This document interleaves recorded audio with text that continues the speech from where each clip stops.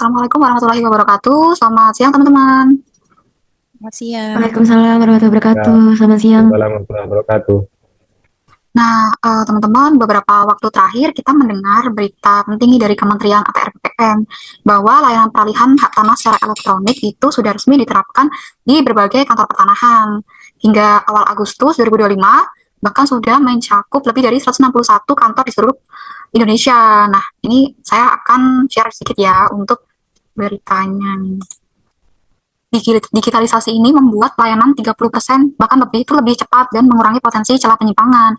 Tetapi tantangan juga muncul, yaitu masih ada masyarakat yang belum paham alurnya, bahkan juga tersebar hoax bahwa sertifikat lama itu tidak berlaku lagi. Nah, situasi ini menarik nih buat kita bahas teman-teman, kaitannya dengan nilai berakhlak. Menurut teman-teman sendiri, gimana nih pendapat dari teman-teman? Nah, Baik, mungkin mungkin teman di sini mau berbagi sedikit nih pendapatnya. Bang Rido, gimana nih Bang Rido? baik kalau menurut saya ini mereka cepat menyesuaikan diri ya.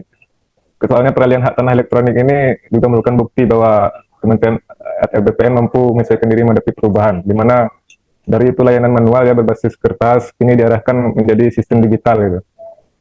Adaptasi ini juga mungkin dapat mendampingi masyarakat agar mudah memahami mekanisme baru ini. Hmm. Oke, iya benar sih. Terus kalau misalnya dari Mbak Nanda gimana pendapatnya Mbak Nanda?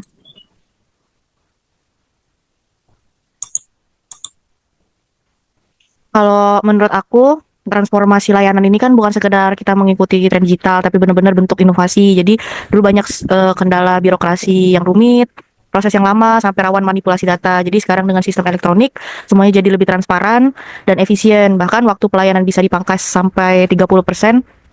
Jadi adaptif itu bukan cuma soal menyesuaikan diri dengan perubahan, tapi bagaimana menghadirkan solusi nyata dan manfaatnya gitu.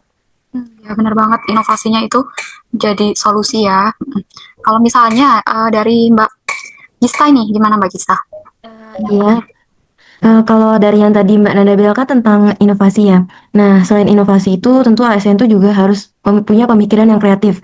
Gimana sih sistem elektronik yang udah diterapkan tadi itu dapat terintegrasi dengan PPAT serta kantor pertanahan. Untuk itu ASN tuh harus nih belajar gimana sih menguasai teknologi baru serta atau mungkin pengetahuan dari luar terkait bagaimana sih dapat bisa mengembangkan layanan yang udah ada tadi sehingga layanan yang tadinya udah ada itu bisa terus makin jadi lebih baik, terus bisa memenuhi kebutuhan masyarakat yang semakin dinamis gitu menurut saya, Mbak. Benar banget, kreativitasnya dari SDM juga, kemudian peningkatan ya dari yang sudah ada. Terus kemudian kalau Mbak Ika nih, gimana Mbak Ika pendapatnya? Kalau menurut saya itu perubahan besar yang terjadi ini memang tidak lepas dari munculnya tantangan ya dan kendala tentunya. Salah satunya sempat beredar hoax yang menyatakan bahwa sertifikat lama udah nggak berlaku lagi sejak adanya sertifikat elektronik ini. Nah, dalam menghadapi situasi ini, ASN tentunya nggak bisa tinggal diam ya, tapi harus menunjukkan sikap proaktifnya dan meluruskan kepada masyarakat dengan memberikan edukasi yang jelas serta melakukan klarifikasi secara terbuka dan transparan. Nah, upaya ini itu jadi wujud tanggung jawab ASN dalam memastikan bahwa setiap informasi yang diterima masyarakat adalah benar, sehingga mereka tidak terjebak dalam kebingungan ataupun keresahan. Dan langkah-langkah proaktif ini, kepercayaan masyarakat tetap terjaga dan keyakinan mereka bahwa hak atas tanah ini yang dimiliki tetap aman dan semakin kuat.